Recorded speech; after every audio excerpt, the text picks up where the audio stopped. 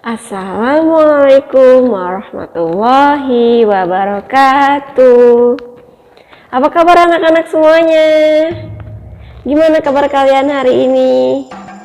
Semoga anak-anak semua selalu dalam keadaan sehat walafiat ya. Di masa pandemi seperti ini, anak-anak harus selalu jaga kesehatan dan kebersihan, dan pastikan anak-anak selalu patuhi protokol kesehatan. Ketemu lagi sama Miss Eva. Hari ini kita akan belajar bahasa Inggris. Sebelum kita lanjutkan ke materi pelajaran, mari kita berdoa terlebih dahulu yuk, supaya Allah mudahkan belajarnya. Berdoa dimulai.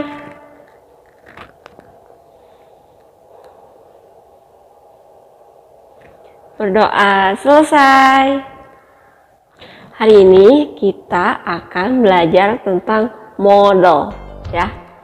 Anak-anak pas dengar kata modal yang kebayang apa? Agak aneh ya, baru dengar kan tentang modal. Oke, langsung saya jelaskan aja ya. Modal adalah kata kerja bantu dalam bahasa Inggris yang mengindikasikan suatu modalitas ya. Modalitas itu sendiri yaitu suatu fenomena dalam tata bahasa Inggris yang kemungkinannya peluang terpenuhinya tuh bisa saja terpenuhi atau bahkan tidak terpenuhi. Misalnya untuk mengindikasikan sebuah ability ya, kemampuan ya, menggunakan can. Nah, itu bisa aja kan ability tersebut terpenuhi atau bahkan nggak terpenuhi. Jadi bisa atau nggak bisa gitu. Hanya ada dua pilihan itu. Kemudian selain untuk ability, biasanya digunakan untuk permission, untuk perizinan ya, menggunakan may. Nah, mungkin aja kan diizinin atau bahkan nggak diizinin. Nah, hanya ada dua peluang tadi. Jenis modal ada banyak ya. Nanti akan Miss Eva jelaskan pada slide berikut ini. Kita simak sama-sama yuk. Berikut ini adalah jenis-jenis modal. Nah, anak-anak pasti familiar kan dengan jenis-jenis modal berikut ini. Ada can, could, may, might, must, should, will. Nah, pasti anak-anak juga udah tahu kan, can artinya apa? Bisa. Could juga artinya bisa. May artinya apa? Boleh. Might juga sama, boleh ya. Kemudian ada must. Must artinya apa? Harus. Should artinya apa? Sebaiknya. Will artinya akan. Setiap model ya, setiap jenis model yang berbeda-beda ini memiliki fungsi yang berbeda-beda juga kondisi penggunaannya. Contohnya yang can. Can itu untuk menyatakan ability ya, kemampuan. Kemudian bisa juga untuk permission, perizinan, dan ada probability, kemungkinan. Nah, kalau untuk yang ability, untuk kemampuan, itu kan contohnya I can speak Spanish. Aku bisa berbicara bahasa Spanyol. Berarti kemampuan tentang seseorang yang punya skill bisa berbahasa Spanyol. Nah, kalau untuk permission itu kan jadi can I go to the bathroom? Bolehkah? Bisakah gitu aku pergi ke toilet, kamar mandi. Nah, itu menggunakan can ya, bisa juga. Biasanya anak-anak kan diajarinnya may I go to the bathroom. Nah, can sama may juga sama aja, artinya bolehkah, bisakah gitu ya. Oke, next ada probability, itu kemungkinan. Contoh kalimatnya, it can't be Mark, he's in London. Bisa jadi itu bukan Mark, karena Mark itu ada di London. Coba sekarang perhatikan kolom yang may. Di situ fungsinya untuk probability, bisa, dan untuk permission. Namun bedanya dengan yang can, probability yang menggunakan may ini hanya 50%. Tidak seperti yang can yang 100%. Nah, contoh kalimatnya seperti ini. It might snow tomorrow. Besok bisa jadi turun salju. Nah, kemungkinan terjadi saljunya tuh masih sekitar 50% karena menggunakan modal may. Beda ceritanya kalau pakai can. Itu kemungkinan turun saljunya lebih besar ya. Oke, next sekarang untuk yang permission. Sama seperti yang di can tadi. Contoh kalimatnya, may I come in? Bolehkah aku masuk? Selanjutnya yaitu modal must, artinya harus. Must digunakan untuk situasi yang isinya sebuah anjuran, suatu keharusan. Bisa juga untuk larangan ya, yaitu prohibition. Kalau untuk prohibition pasti menggunakan kalimat negatif. Nah, tuh contoh kalimatnya ini. You mustn't speak loudly here. Kamu tidak boleh bicara dengan keras di sini. Mustn't itu tadi maksudnya must not ya. Jadi you must not speak loudly here. Kalau kalimat yang anjuran, suatu keharusan, berarti kalimatnya seperti ini. You must study hard. Kamu harus rajin belajar. Nah, itu kalimatnya positif kan? Maksud kalimat positif di sini yaitu tidak ada tambahan notnya ya setelah modal. Modal must juga bisa diperuntukkan untuk memprediksikan sesuatu ya. Yang maksudnya di sini probabilitasnya itu bisa 100%. Nah, contoh kalimatnya di sini yaitu it's quite dark, it must be after 8 o'clock. Lumayan cukup gelap sekarang, pasti sekarang itu udah lewat dari jam 8 malam. Selanjutnya yaitu modal should. Should di sini artinya sebaiknya, seharusnya. Nah, itu diperuntukkan untuk kondisi memberikan suatu advice ya atau suatu nasihat. Di situ contoh kalimatnya, you shouldn't smoke, it is unhealthy. Kamu tidak seharusnya merokok, itu tuh nggak sehat. Nah, ini bentuk kalimat negatif ya. Shouldn't di sini maksudnya should not. Tapi kalau kalimat yang positifnya berarti you should sleep early. Nah, kamu sebaiknya tidur lebih awal, kayak gitu. Itu kalimat positif yang berisi anjuran supaya tidur lebih cepat. Anak-anak coba perhatikan baris modal must dan should di sini. Yang contoh ini yang pertama yang must, you mustn't speak loudly here. Kenapa nggak pakai shouldn't aja? Kenapa nggak you shouldn't speak loudly here? Kamu sebaiknya tidak bicara dengan keras di sini. Nah, artinya kalau udah pakai mustn't itu harus kalian patuhi peraturan tersebut.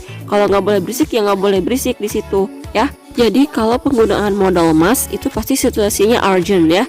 Situasinya sangat-sangat menuntut untuk selalu dipatuhi peraturan tersebut dan tidak boleh dilarang. Maksudnya dilanggar bukan dilarang, maaf ya tadi salah. Beda dengan should. Kalau should itu tuh sebuah anjuran aja, jadi bebas anak-anak mau patuh atau enggak dengan anjuran tersebut, dengan aturan tersebut, nggak masalah. Baik anak-anak, sekarang kita akan fokus masuk ke grammarnya. Untuk modal ini jauh lebih mudah grammarnya karena anak-anak tinggal menambahkan verb satu saja, kata kerja murni saja setelah modal. Semuanya itu berlaku untuk semua kalimat, mau itu kalimatnya positif, kalimat negatif, bahkan kalimat tanya.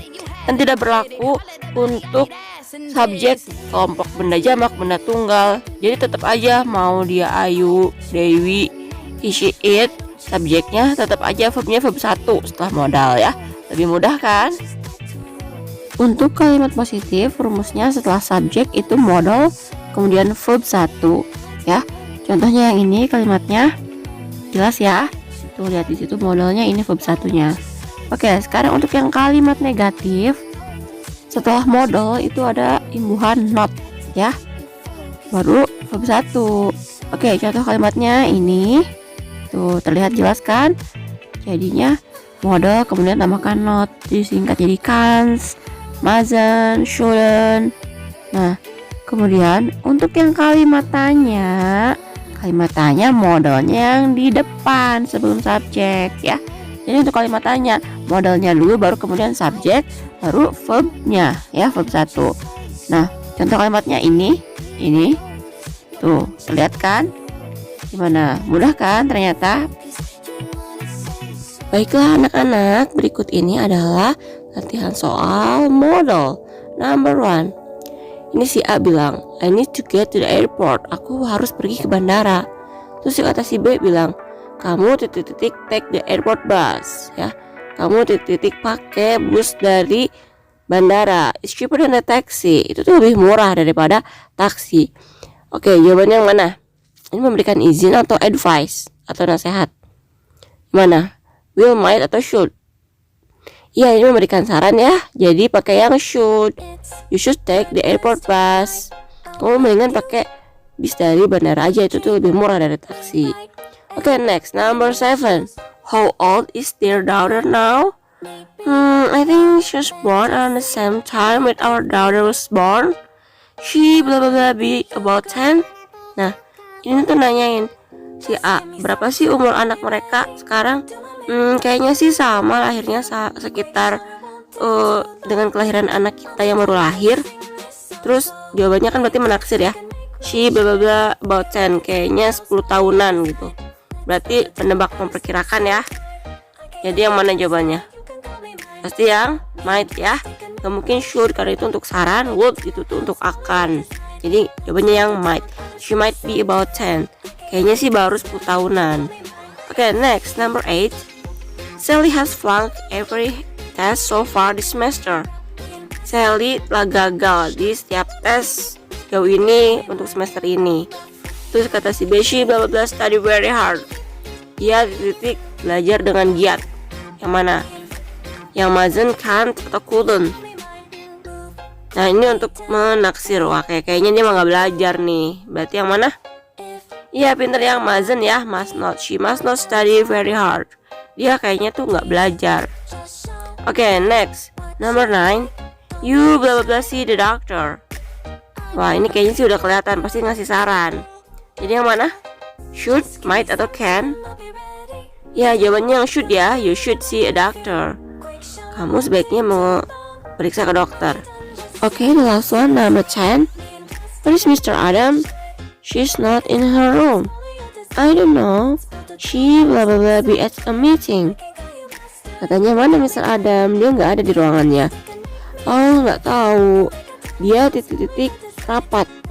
Berarti yang mana? Menaksir ya, memperkirakan. Berarti yang mana? Yang May. She may be at a meeting. Dia mungkin sedang berada dalam rapat. Baiklah anak-anak, itu tadi materi pembelajaran kita hari ini tentang modal. Bagaimana sejauh ini? Gak sulit kan? Gampang kok, abis modal tinggal tambahin aja verb 1. Semuanya sama kan? Gak ada yang sulit selama anak-anak terus berusaha belajar dan pastinya berdoa sama Allah ya, supaya dimudahkan belajarnya. Kalau begitu Miss Eva pamit undur diri dulu ya. Mohon maaf apabila ada kesalahan dan kekurangan. Wallahu a'lam bishawab. Wassalamualaikum warahmatullahi wabarakatuh.